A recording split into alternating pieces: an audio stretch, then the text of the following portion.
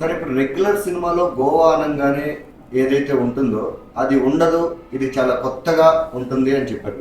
Teaser launch ఈవెంట్లో కానీ మీరు Q&Aలో కానీ శశి గారు పర్టికులర్గా మీరు చెప్తున్నప్పుడు, సో ఇది రెగ్యులర్ సినిమాలో ఉండదని మీ నుంచి ఎక్కువ వింటుంటాం మేము. అంటే మీరు తీసిన ముందు సీష్మాల్ కానివ్వండి, డబుల్ ఇంజన్ కానివ్వండి, సో నిజంగానే ఆ రెండు సినిమాలు రెగ్యులర్గా లేదు. రెగ్యులర్గా అంటే 90% ఆఫ్ ద కమర్షియల్ సినిమాస్ ఎలా ఉంటాయో అలా లేదు. సో ఈ సినిమా కూడా అలాగే ఉండిపోతుందా?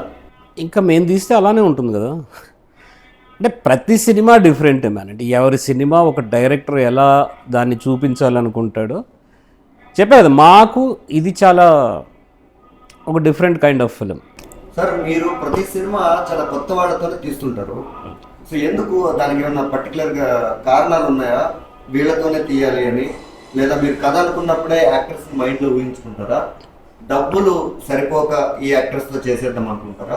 ఎలా ఆలోచిస్తారు మీరు ఇద్దరు?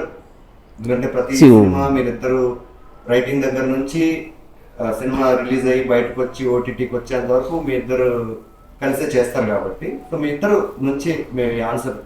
అంటే కొత్త వాళ్ళతో ఒకటి కంఫర్ట్, అంటే డబ్బుల పరంగా కానీ, కొత్త వాళ్ళు ఎప్పుడు అసలు కెమెరా ముందుకు వస్తే చాలు ప్రూవ్ చేసుకుందామనో, లేకపోతే రోహిత్ అండ్ శశి చెప్పించి చేయడానికి వీలైనంత ట్రై చేద్దాం, ఇది ఒక మంచి ఆపర్చునిటీ అనుకుని ఆ కసి ఏదో ఒకటి ఉంటుంది కదా, అది ఒక ఎలిమెంట్.